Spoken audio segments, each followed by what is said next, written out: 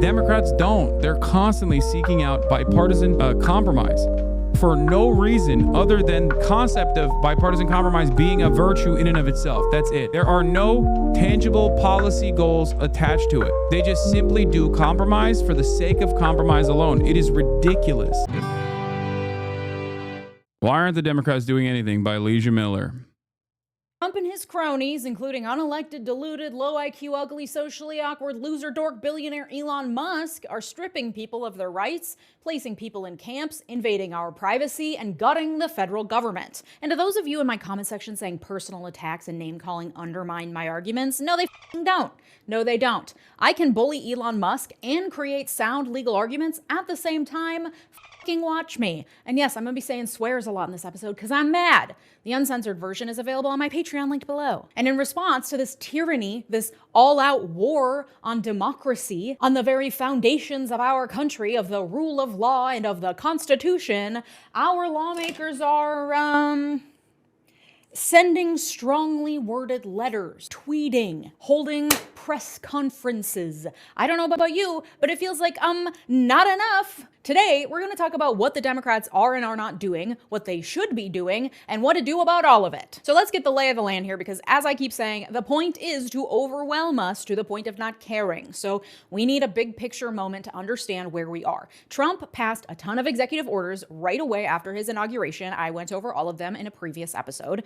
They then started an avalanche of administrative actions that agencies under Trump within the executive branch are making in order to carry out his executive orders and proclamations. Those are things like the order to expand expedited removals of illegal immigrants, the closure of USAID, the creation of DOGE with loser Elon Musk at its helm, despite the fact that he's not appointed or elected and is just acting in his individual private civilian capacity, and acting illegally to gut as many federal programs as possible. Lots of lawsuits are coming down the pipe to stop DOGE, to challenge the end to birthright citizenship, and so much more. So that accounts for 2 of the 3 branches of government. Trump and his loyalists and government agencies are shutting down, freezing spending, and gutting agencies of their institutional knowledge and personnel. Within the executive branch, lawsuits are being filed by state AGs, private citizens, nonprofit orgs, and more, and judges are using their injunction power to stop various of Trump's orders from going into effect until these lawsuits play out. And while it is incredibly tedious and slow, it is that injunction power that is standing in the way of a lot of these things from playing out. So the judicial branch is doing its part in the checks and balances scheme to step in where it can as Trump continues to overreach.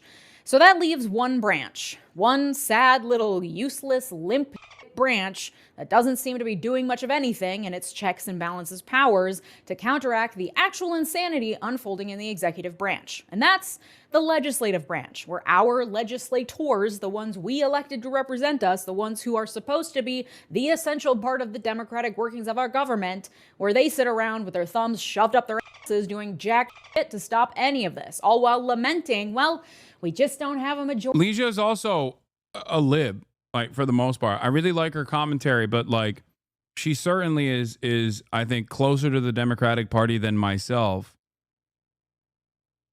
Okay, so for her to provide this blistering criticism, I think, is a pretty solid read on how a lot of regular institutional Democratic Party voters, I mean, she's not fully on board with the Dems either, but she definitely is like an active supporter who does not shy away from openly stating that she likes the Democratic Party. I think she's more left than you think she is. Yeah, I mean, yeah, she is definitely more progressive than the average Dem. But having said that, I think she is overall. I think she's overall like, yeah, 100. Like Elizabeth Warren Dem is a good way to look at it. Yeah.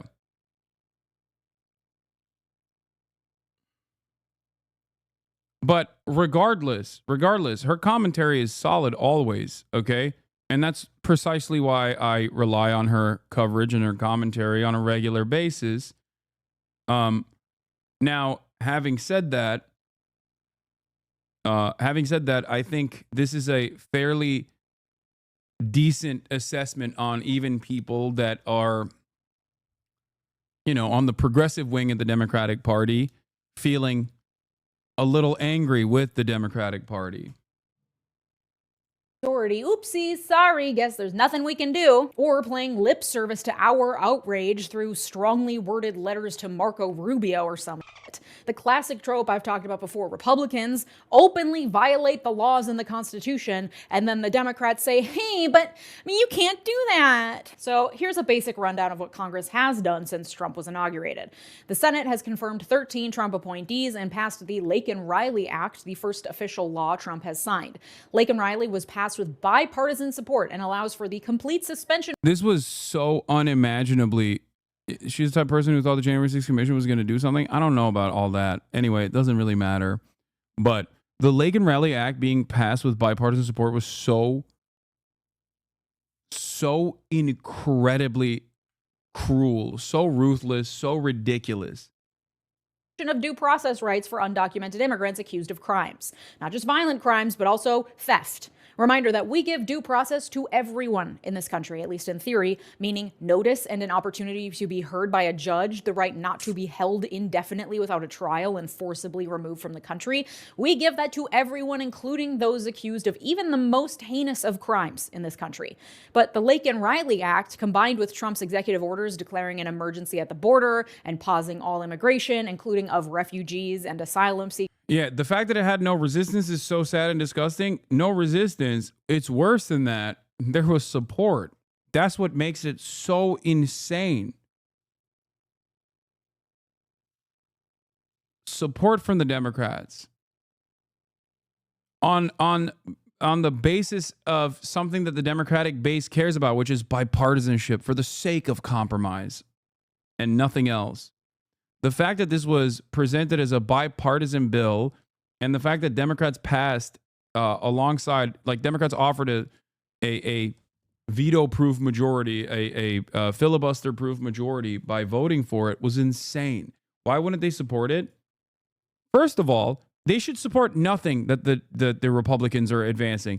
If Republicans, when Democrats are in charge and they advocate for bills that actually Republicans want, the Republicans still obstruct. That's number one. Why do they do that? Because there are only benefits for obstructing in this partisan way. Okay? But number two, for this bill specifically, it is an incredibly cruel bill that denies due process on the basis of your documentation. Okay? If you are suspected as an immigrant, both documented or undocumented, if you're an immigrant and someone suspects you of stealing, ICE can come and detain you permanently and deport you. Okay? This is unconstitutional. It is completely unconstitutional.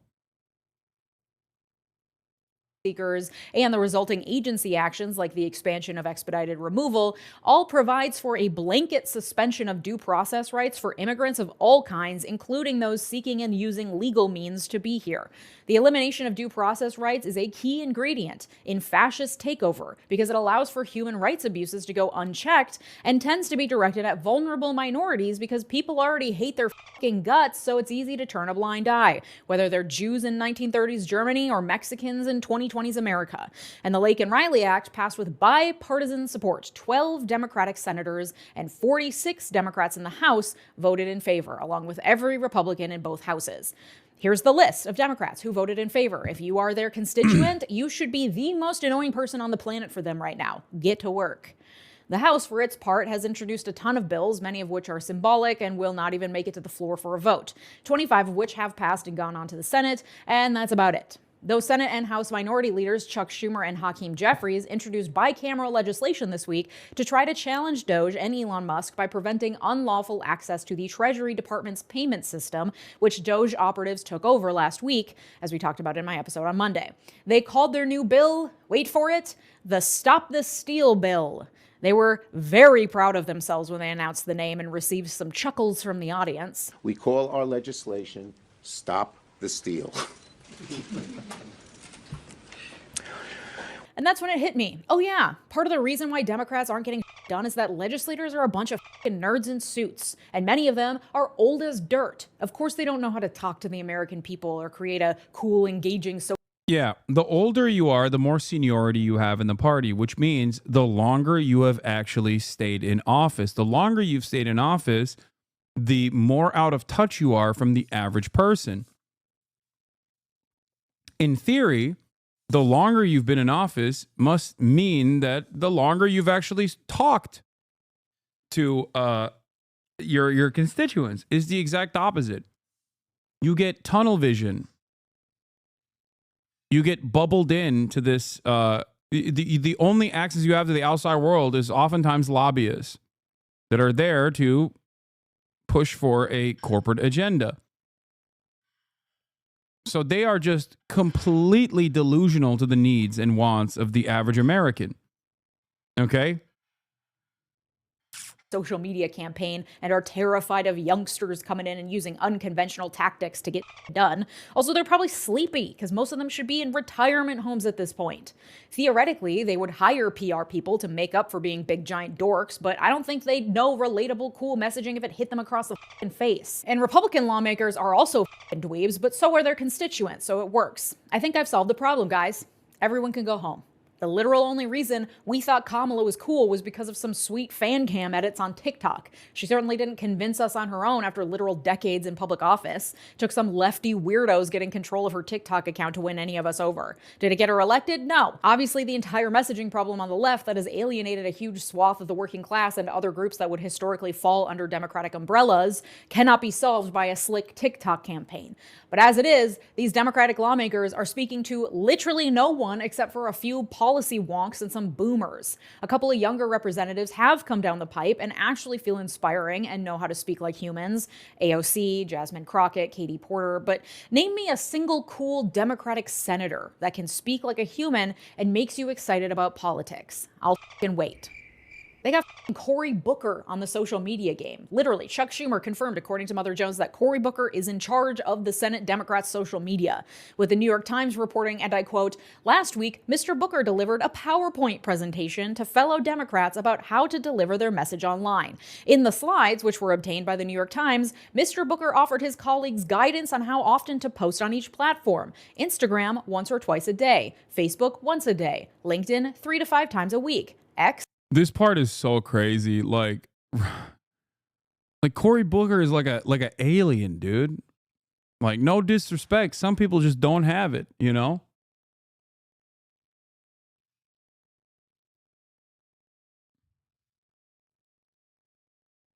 It's crazy. It once again shows me that, you know, it just shows me that we're just completely removed. Like, the Democrats are so removed from the needs, wants of the American public. Okay, but like, this is decent social media training for boomers, or at least their staffers. 2 to 5 times a day, TikTok 1 to 4 times a day. Like, their social media strategy is about how often to post. This is you learn in like a poorly made intro to social media management for dummies course. Cory Booker is a fucking dork, guys. We have nothing to work with. And because much of the high-profile work is being done by the Senate because of their role in confirming presidential appointments, a lot of the focus and ire is on the Senate. So while House members definitely play a role in counteracting the horrors coming from the executive branch, it is the Senate where a lot of the work is to be done. And no, I'm not talking about introducing silly, fun, cool, tongue-in-cheek legislation like the Stop the Steal Act. We all know that the bill is dead in the water. It's being done for show, and so that our legislators can point to something and say, see, we are fighting back. Meanwhile, we're all out here getting fucking annihilated by breaking news story after breaking news story of some new horrific thing Trump and his cronies are doing, while our lawmakers chuckle at sassy names for bills no one will read or pass. Get a grip! I think there's a time and a place for introducing snarky legislation. This is not one of them. This is not business as usual. This is not a simple, well, we'll get them again in 2 years. Yes, the midterms will be important, but we need to actually have a functioning fucking government to hold a... You said the Democrats are marketers, but they're not even good. The Democrats are literally just marketers. They don't do actual work. They're always selling an idea. Yeah, but they're not even good marketers. They're marketing a product that no one wants. Elections in the first place. And they're not even doing a good job marketing said product. That's why they are unimaginably unpopular right now. Trump is causing damage at breakneck speed that will cause years of chaos and rebuilding. This is mission critical, all hands on deck shit, and our legislators are sitting on their hands, shrugging their shoulders, despite the fact that Trump is following the Project 2025 playbook word for word, line by line, the playbook they've had access to for a year and a half at least, and yet they did apparently nothing to prepare for. I made an episode ringing alarm bells about Project 2025 in September of 2023. Why are they just now starting to realize that, maybe this is pretty bad? Literally just this week, I think they're starting to get the memo, with House Minority Leader Hakeem Jeffries sending out a 10-point plan to counter the hostile takeover of government we're seeing, and even that is pretty weak. One of the 10 points is the Stop the Steal Act I just talked about. They also include calls to increase efforts to communicate with the American people about how awful everything is, with zero concrete advice on how to do so. The only real tangible plan they have at this point is to challenge the appropriations process that they'll go through in March. Remember how the government almost shut down and they kicked the can down the road to keep it open? Well, they kicked the can to March. And because appropriations bills require a larger majority to pass, Democrats will actually have some sway in that process, especially because there are some Republicans that just straight up will never vote in favor of an appropriations bill because they believe the government shouldn't spend any money at all. And until March, I guess the plan is... Yeah, like gift after gift handed to the Democrats. Like ridiculous executive orders that your job is to communicate how ridiculous they are, to get media coverage surrounding it. A group of Republicans that are in the party that refuse to abide by the wishes and the best interests of the party. You have all of these wonderful opportunities to make a big stink. I'm not expecting the Democratic Party to overnight become revolutionary Marxist-Leninists that are trying to build a militant vanguard. Okay? I'm just saying, be a competent fucking party. Be a competent liberal party. Right now, at this stage, they are not even a competent liberal party. That's crazy. Is tell people things are bad. Even Democratic governors hopped on a call with Chuck Schumer, according to reporting for the New York Times, literally begging him to get the senators to do something to stop the onslaught, suggesting better media and messaging strategies, and lamenting that they, the Democratic governors, are bearing the brunt of angry calls from constituents while also being the ones heading up a lot of the legal battles as well. And old Chucky Schumer was like, well, I can't force anyone to do anything. Plus, Cory Booker's doing a great job with the social media. Pathetic. Okay, so that's the lay of the land. Executive branch, fuck it up. Judicial branch, the one string holding back the worst of the onslaught. Legislative branch, dog shit. The good news is that at least in theory, the legislative branch is the one most responsive to the people. That's us. And as much as the moneyed interests do control our elected officials, the one thing they fear, probably even more than losing money, is losing elections. And if you understand that their main and all-consuming goal, the thing that they think about with every vote and every public move they make, is re-election, you can start to understand how to leverage that as someone who votes on whether or not they get re-elected. But we can't apply pressure if we don't know what to pressure them to do. So what could Democrats, especially in the Senate, be doing? Well, we know it's not passing legislation. Their minority status and partisan gridlock means that's nearly impossible. I think the first step is obstructing every step of the way, even if it's like seemingly a good thing. Okay? Just obstruct.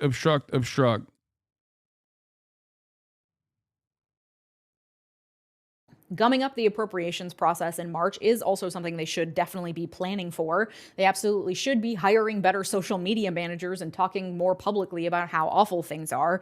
But the real way for Democrats to fight back, to get down and dirty and make the day-to-day passing of bills and Republican tomfoolery slower and more painful, is by wielding the bureaucratic, mundane, day-to-day processes of Senate sessions. 100%. What the organization Indivisible calls procedural hardball. A lot of what I'm about 100%.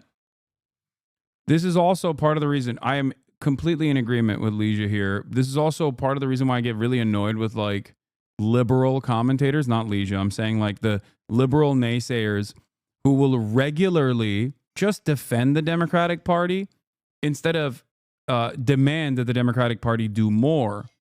Okay? Liberals who are tasked with defending the Democratic Party are always playing catch up.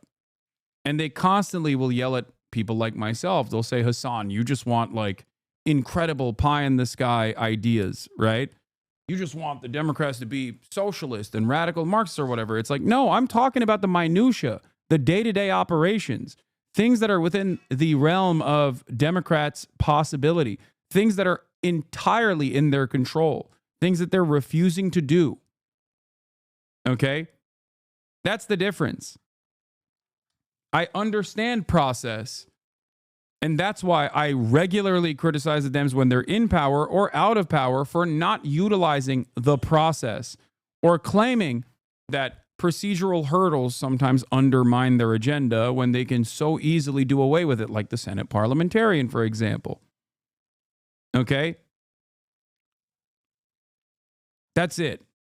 Those guys don't understand process. They don't know anything. They're just there to fucking defend the Dems, which is weird because even like MSNBC has a better understanding of process and will do a better job of talking about the Democratic Party than the average liberal influencer who is tasked with defending the Democrats with very limited knowledge.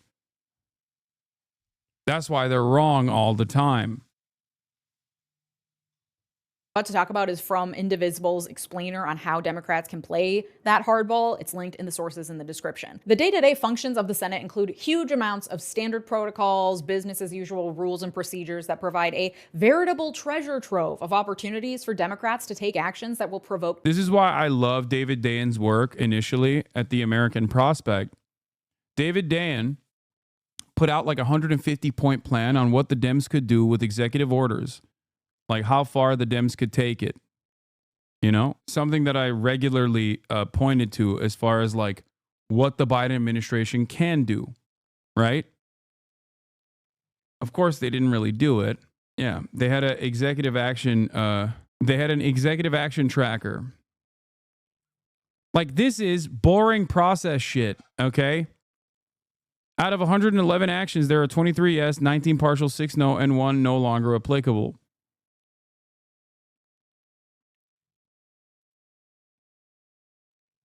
Like, there are plenty of people who are very progressive that urge the Democrats to do the right thing for free. They're putting this out there, okay? They're putting this out there for free. If the Dems would follow through on any number of these different suggestions, they would be infinitely more popular. Time-consuming, incredibly boring procedural actions that will eat up valuable floor time and make the process of getting anything done absolute hell for Republicans. Republicans are trying to get federal employees to quit by making their jobs a living hell. Democrats can do the same to Republicans on the floor of the Senate. Specifically, there are 3 tactics laid out in that Indivisible explainer that senators could take. Number 1 is simple blanket opposition. Every nominee, every resolution, every yes-no vote that furthers Trump's agenda, it's a no. Even if the nominee seems like a reasonable Republican, they are still being put in place as a Trump loyalist. It's a no. Democrats have been voting yes on certain nominees, and there needs to be consensus among the entire Democratic caucus that it's a no vote every single time. Taking this a step further, there are ways for Democrats in their individual committee roles to muck up the process further. Democratic Senator Brian Schatz of Hawaii is doing just that. He's on the Foreign Relations Committee, and in response to the shuttering of USAID, he's placed a blanket hold on all of Trump's State Department nominees. Marco Rubio has... Repeating exactly what you said? Yes, because she's correct, and so am I. And this is... You know what this video is? It's 22 minutes of Leeja saying... Democrats should behave like Republicans when it comes to playing politics. Okay? That's it. That is the message that I have had as well. Republicans play politics all the time. They play hardball all the time. They do it very successfully. Okay? Democrats don't. They're constantly seeking out bipartisan compromise for no reason other than the concept of bipartisan compromise being a virtue in and of itself. That's it. There are no tangible policy goals attached to it. They just simply do compromise for the sake of compromise alone. It is ridiculous. Has already been confirmed as Secretary of State, but every official below him, from his deputy to major ambassadorships, have not yet been confirmed. By placing a blanket hold, Schatz isn't completely blocking the confirmation process, but it requires Republicans to jump through a number of additional procedural hoops and waste valuable floor time to get any new person confirmed. It slows down the process. And that valuable additional time gives all of us a chance to breathe and a chance to respond and react to each new thing instead of it being a constant onslaught. onslaught. Blanket opposition, combined with tactics like blanket holds, will show a united front within the Democratic caucus and will help to slow Republican actions even if they can't stop them completely. Next tactic is weaponizing quorum calls. Technically, according to the Constitution, the Senate cannot conduct business unless there is a quorum present, meaning a majority, meaning 51 senators. However, in reality, there is hardly ever a quorum actually present, but typical Senate decorum, the friendly thing to do, is for senators to not ask if a quorum is present before conducting official business. Because if it is officially established that a quorum is not present, the work of the Senate grinds to a halt. They can't do anything, and they have to either adjourn for the day, or the sergeant at arms has to literally call senators back to the Senate floor and forcibly retrieve them. What's fun is that any senator can call for a quorum check at any time. Calling for a quorum check forces the clerk to do a roll call of all 100 senators out loud. If the roll call is finished and a quorum is not met, the Senate cannot proceed. So Democratic senators can call for quorum checks, forcing Republicans to prove they have a quorum anytime they try to do anything. They can also stage a walkout, assuming that there are some Republicans. How can you stop Elon? Okay. There are a number of different committees that Democrats sit on. They can use those committees to open up investigations into Elon Musk. Republicans have done this for infinitely sillier shit. Republicans literally did this to basically beef up the lie that Hunter Biden, for example, was somehow connected to Joe Biden, and the entire Biden crime family was doing crimes. This was a falsehood. They knew it was a falsehood, which is precisely the reason why they didn't do open door meetings. They did closed door meetings instead. And then they would leak details to Fox News with the hopes of lying to the public even further. Okay? And under other circumstances, they also actively undermined Hillary Clinton with the Benghazi investigations. It was more costly and more time consuming than the 9/11 Commission. Okay? That's how much they actually spent time on Benghazi, making it seem as though Hillary Clinton deliberately murdered like 7 fucking diplomats or whatever in Benghazi, if you remember. Kevin McCarthy famously took credit for ruining Hillary Clinton's credibility by keeping her preoccupied with the Benghazi meetings. Okay? Like, he openly said it. It wasn't a lie. This is a real thing that they admitted. Benghazi was a valid investigation that was weaponized against Hillary Clinton and the Democratic Party. And the Hunter Biden stuff was not a valid investigation that was weaponized against Joe Biden. Okay, I'm giving you 2 different examples. One is a real thing, okay, and understandably investigated, even though the degree to that investigation is obviously political. The other is a ridiculous investigation that was built around a falsehood.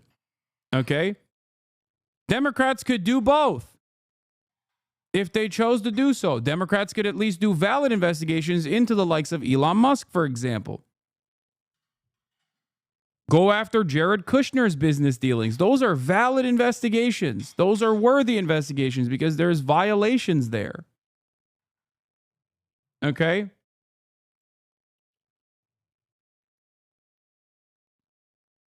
That's it. Not present, which usually some aren't, meaning that there would not be a quorum present if all Democrats leave the Senate floor. But even if technically there is a quorum present, they can still call for a check at any time to gum up the process. This will be incredibly boring. It will make Republicans' jobs really boring and bad. It'll be so annoying, and it'll go against decorum and protocol, and that's the point.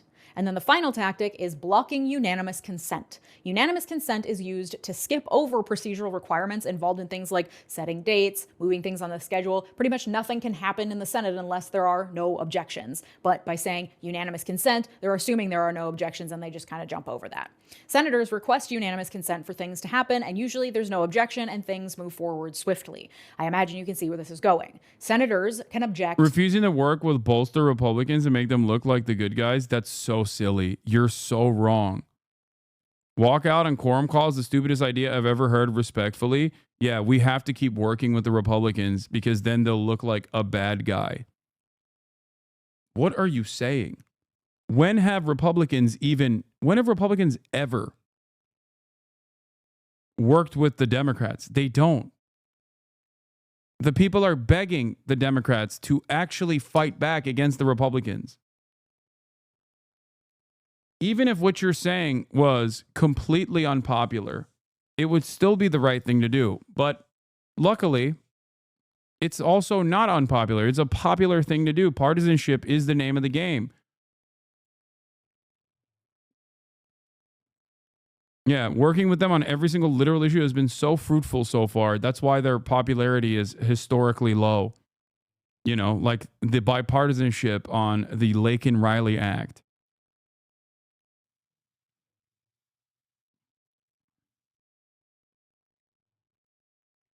You'll look mean.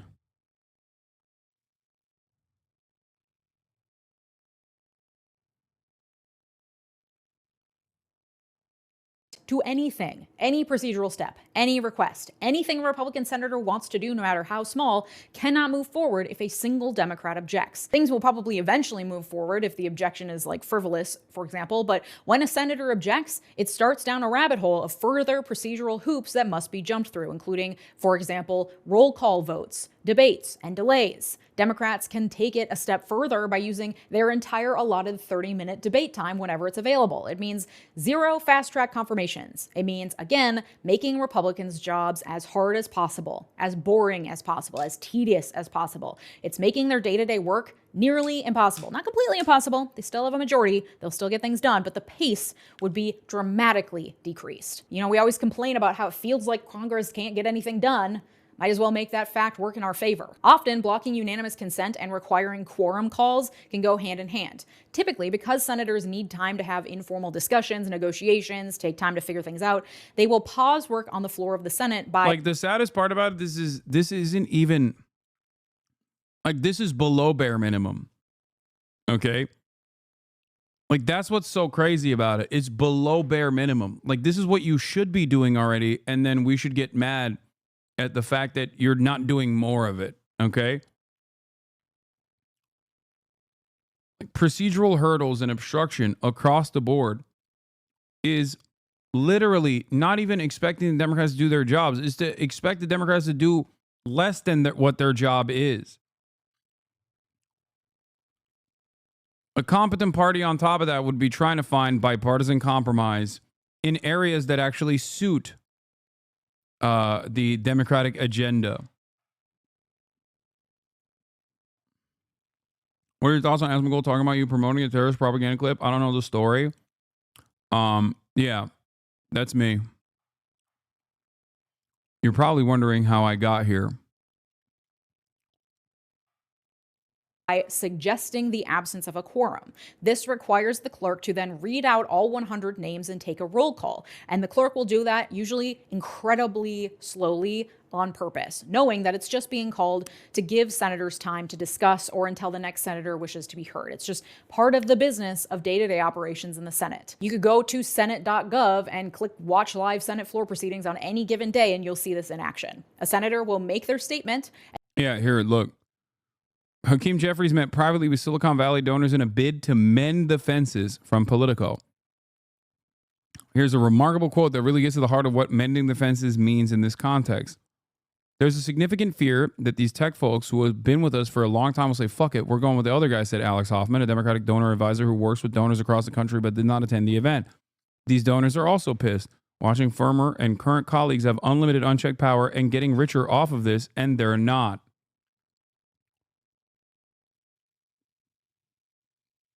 They're going back to their Silicon Valley boosters and saying, oh, please don't leave us to get the unlimited unchecked power from the Republican side. We will give that to you once we are back in office. This is the exact opposite of what the Democrats should be doing. We're completely hostage to the whims of capital. It is crazy.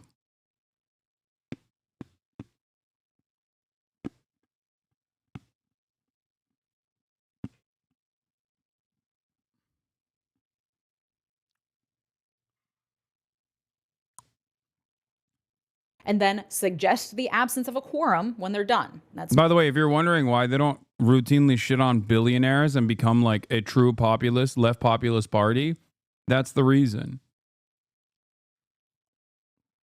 Democrats could so easily turn around and behave at least like social democrats, right? I'm not expecting revolutionary Marxist principles out of nowhere.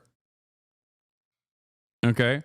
Just simply like a competent social democratic party that cares about expanding the existing welfare state and protecting areas that the Republicans are attacking, that will use left populism as a message. Okay? Ironically enough, people are sometimes confused when I say stuff like this. They're confused and think I am also a social democrat.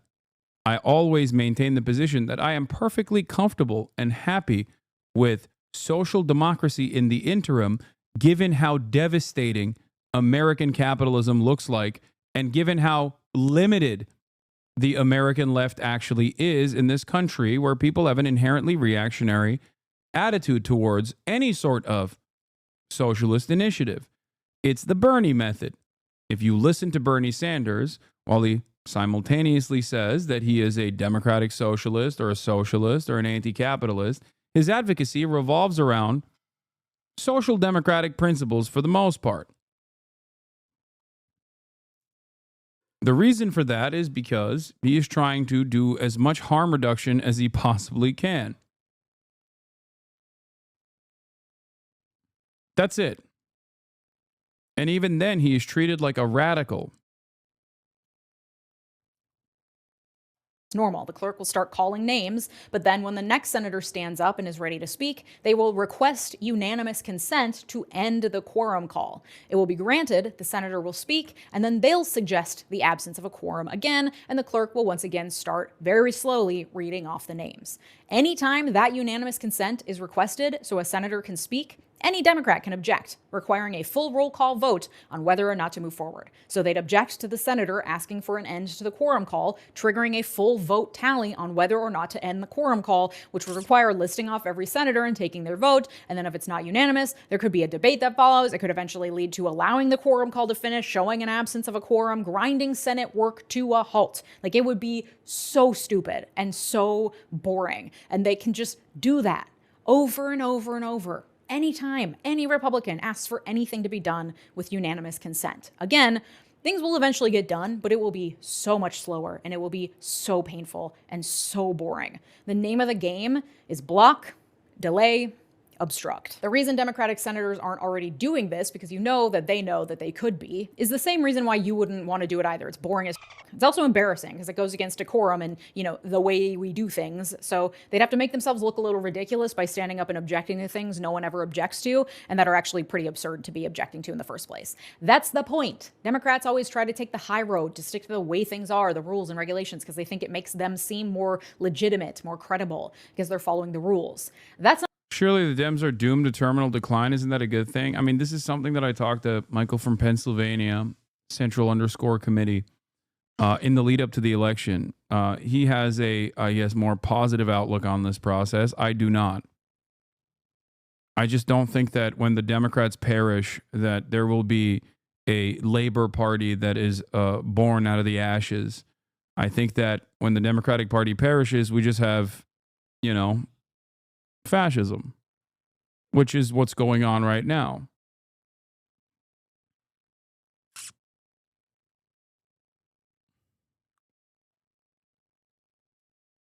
That's not the protocol right now, though. It's time to play dirty, and this is the best way to do it. The trick is to make sure that these senators are also communicating why they are doing it, so people don't look and see them gumming up processes and making a mess in the Senate and think, wow, what is wrong with this person? They aren't doing their job. Democratic messaging has to be, we are doing our job to protect this country from the complete takeover of fascist rule. This is how we do it without a majority or any power. We are slowing the process down for you. That needs to be the message. Okay, so we're blocking, we're delaying, we're obstructing. But how do we, as individual private citizens, use our voice to push the legislative branch, the one that's supposed to be answerable to us, to do what we want it to do?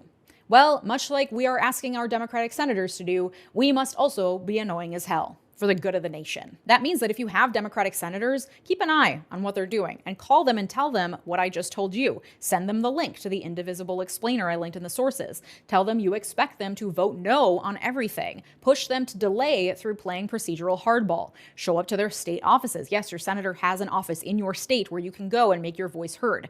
In-person visits are the most powerful way to influence them, especially if it's an in-person visit of you and 15 of your friends. Indivisible actually has a toolkit for that very act. I'll link that in the sources as well. If they do something you like, support them and cheer them on. If they do something you don't like, for example, my Senator Amy Klobuchar voted yes to confirm Trump's nominee for Veterans Affairs, going against the lockstep anti-Trump no votes that we need in our Democratic coalition. If they do something like that you don't like, you berate them. Same with Marco Rubio. Like, even with Bernie Sanders, who voted to confirm Marco Rubio. Like, that's completely unacceptable. Like, what are we doing? And it's crazy to me that there is not, like, there is no motion whatsoever, no interest whatsoever from the Dems at all in dealing with that.